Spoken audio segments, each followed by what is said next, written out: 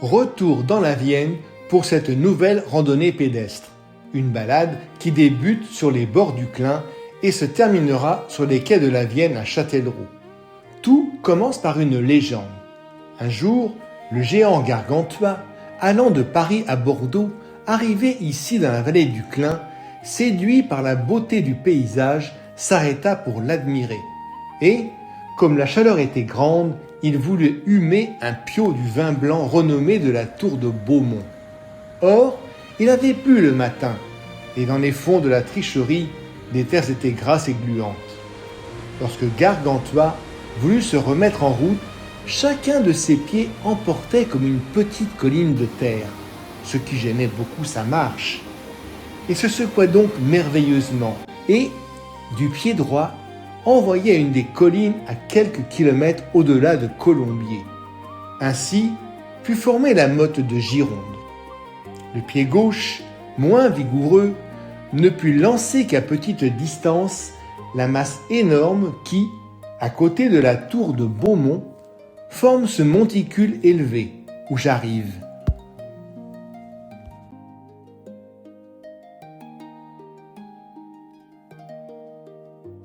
Ici, sur cette motte, aujourd'hui pousse la vigne, en appellation Haut-Poitou. 5 générations de vignerons s'y succèdent, travaillant manuellement avec le souci du respect de la biodiversité. Preuve en est la huppe faciée qui y chante dès avril, dit-on, son chant si caractéristique.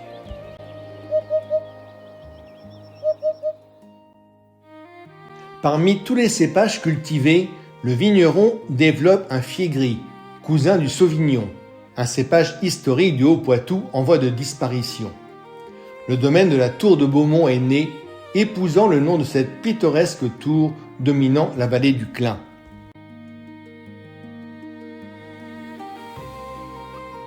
Construit au début du XIIe siècle et modifié au XVe, ce donjon féodal, cette forteresse, abri d'une garnison, fut démantelée en 1642. La seule des 4 tours du XVe, encore debout, dévoile son décor typique du gothique flamboyant. La porte d'entrée, surmontée par une accolade, est flanquée de ses 2 hauts pinacles fleuris. À 140 mètres d'altitude, le château était un excellent poste d'observation dominant la vallée du Clin. On dit qu'au XVIe siècle, cette tour faisait partie d'une suite de petites forteresses bâties sur des points très élevés et pouvant relier au moyen de signaux de communication la ville de Poitiers avec celle de Nantes. Il n'est donc peut-être pas surprenant de voir au XIXe l'intérêt qui porta alors un inventeur dont je vais vous parler. Passé l'église romane Notre-Dame de Beaumont, au cœur du village, direction Marigny-Brizay.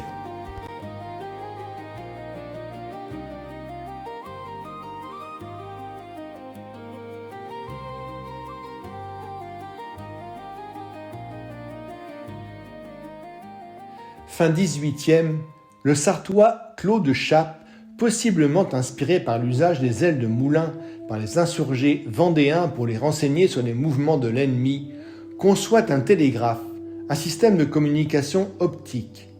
Me voici sur son ancien emplacement. La ligne du télégraphe optique Chappe Paris-Bayonne fut déployée en vue d'une intervention militaire française en Espagne. Elle fonctionna de 1823 à 1851. Des tours sur des points hauts, tous les 10 km environ, constituaient cette ligne. Ici, le poste de Beaumont était en relation avec ceux de Montamisé au sud et de Scorbé-Clairvaux au nord.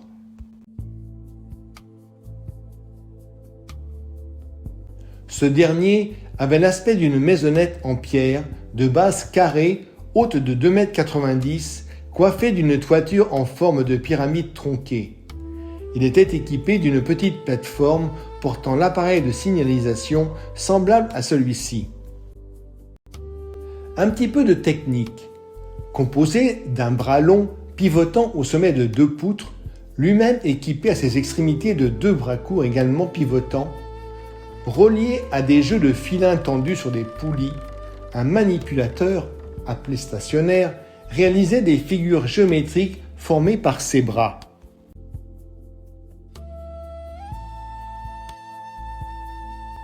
Elles indiquaient un nombre de 1 à 92 qui renvoyait à un dictionnaire de mots ou de phrases toutes préparées. La lecture à distance de ces signes était faite grâce à une longue vue assurant un grossissement convenable. Ce système innovant permettait de transmettre jusqu'à Bayonne une dépêche d'une centaine de mots en 1h30. Sa disparition en 1855 a été entraînée par l'apparition du télégraphe électrique installé avec l'arrivée du chemin de fer. Ainsi, le réseau Chappe verra ses postes disparaître, un à un, comme ici au sommet du pignon de l'ancien palais de justice de Poitiers.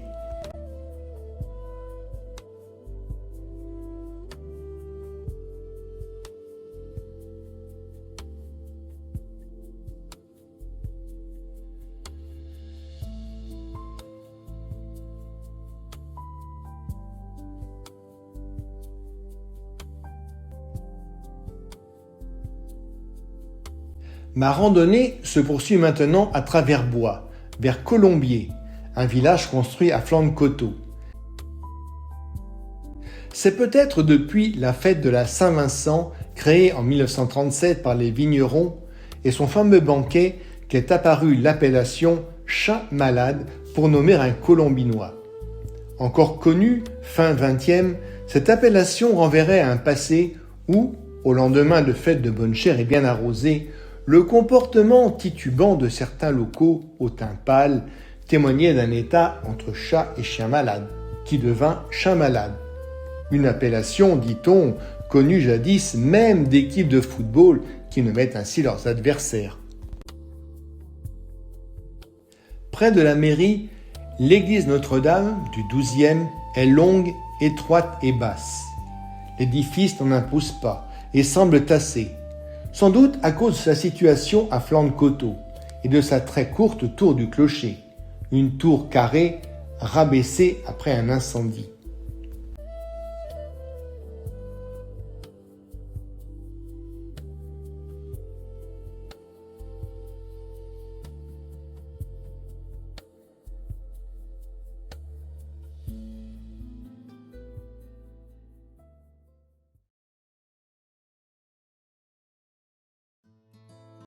Depuis le coteau calcaire du Haut-Clairvaux jusqu'aux cabanes de vigne de la vallée de l'Envigne, la commune impressionne par la richesse et la diversité de son patrimoine.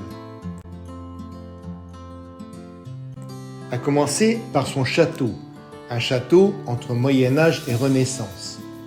En 1470, une mésentente familiale au sein de la seigneurie locale aboutit à la construction de ce nouveau château. Cette nouvelle construction, il reste 2 ailes et une tour d'angle, témoignage de la transition entre l'architecture gothique et l'art de la Renaissance en Poitou.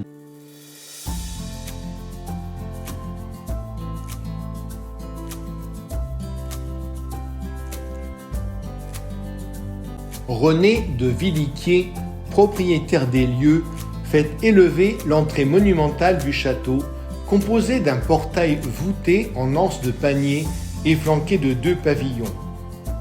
Au XVIe siècle, le château devient ce vaste ensemble monumental.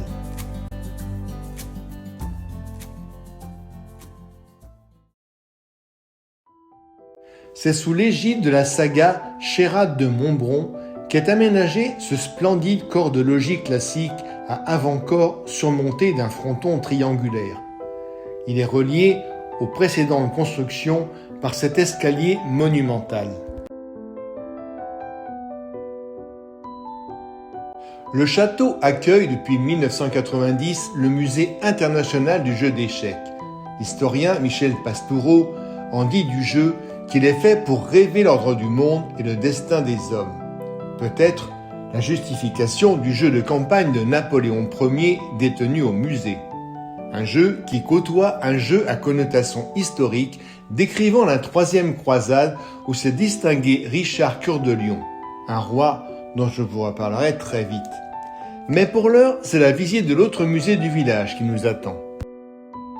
En 2013, en ce lieu, Lucien Juget, maire de Scorbé-Clairvaux, grand collectionneur passionné de Charles de Gaulle, y fait don de sa collection. Un fonds documentaire exceptionnel, un rassemblement d'objets et autres accessoires symboliques rattachés au général. Tout a commencé par une fin, celle du grand homme. 70, la mort du général de Gaulle. D'accord, je me suis dit c'est peut-être... J'étais jeune étudiant à Paris. Oui, Et donc, j'ai décidé de consacrer 1 heure par jour au général. d'accord. Je l'ai fait toute ma vie. Sur rendez-vous, Lucien Juget sera votre guide pour parcourir les 6 salles historiques pourvues d'objets rares et insolites et relater, avec anecdote, le parcours et l'œuvre du général. Une période qui est unique. Aussi bien l'existence du France, l'existence du Concorde, que toute la période du général, sa vie de guerre de jeune homme, de jeune adulte. Ensuite, son enfance, bien sûr, son cheminement militaire, en plus son général, passé de Charles de Gaulle à De Gaulle, toute sa vie militaire de grade, mais aussi d'écrit, mais aussi de réflexion, de discours. Le 15 juin 1963 est une date qui compte pour les Poitevins. Pour son second passage dans la Vienne, le président passera 8 minutes à Scorbé-Clairvaux, où il est accueilli par une foule en liesse. L'histoire de la France, qui sait des plus grandes gloires et des plus grandes douleurs, Les citoyens l'ont reçu en fabriquant une croix de Lorraine avec les champignons de Paris. Ah, c'est original. Là, on avait ici la conserverie.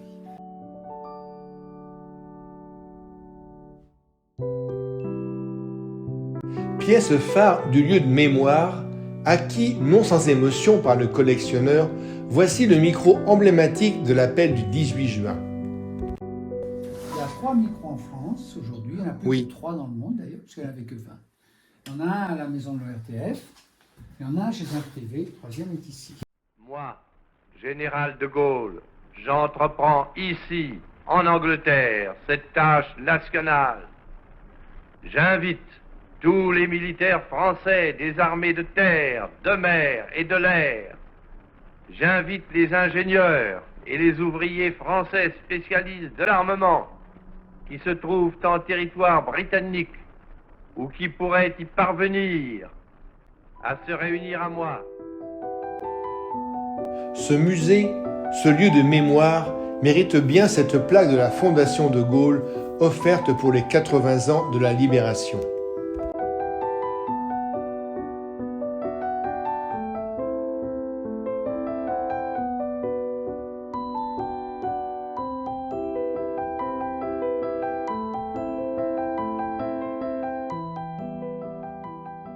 La halle aux grains, située sur la place du Champ de Foire, est en bois et date du XVIIIe siècle. Elle est inscrite comme monument historique depuis 1967.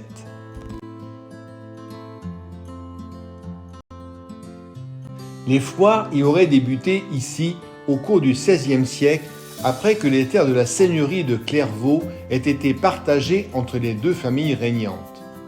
Toutefois, on peut affirmer que des foires avaient déjà lieu au Haut-Clairvaux, site du premier château, ma prochaine visite, depuis au moins le XIe siècle.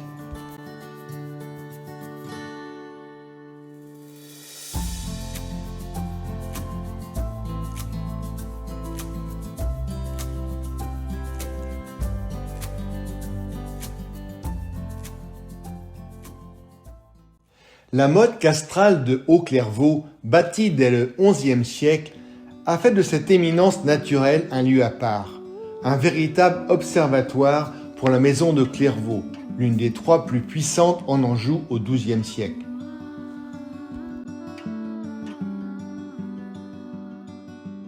Constitué aujourd'hui d'un donjon et d'une chapelle castrale, à la fin du XIIe siècle, le site est fortifié sur ordre de Richard Cœur de Lion, alors comte du Poitou et duc d'Aquitaine. Une manière pour lui de marquer son contrôle sur le vicomte Guillaume de Châtellerault et peut-être plus officieusement d'anticiper un conflit avec son frère Henri le Jeune. L'ensemble, avec sa vaste enceinte munie de 7 tours, constituait alors une puissante forteresse médiévale comparable à celle de Château-Gaillard en Normandie.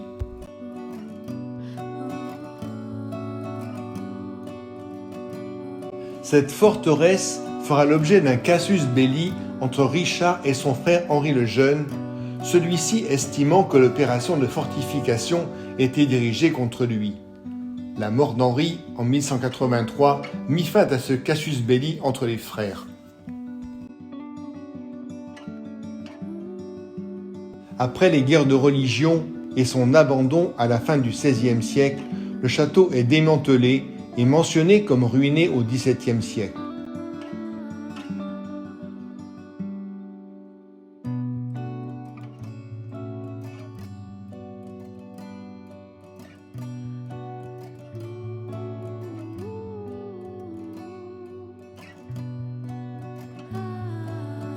Ma fin de balade passe par le chemin des caves troglodytes pour gagner Thurey, puis Châtellerault et ses quais sur la Vienne.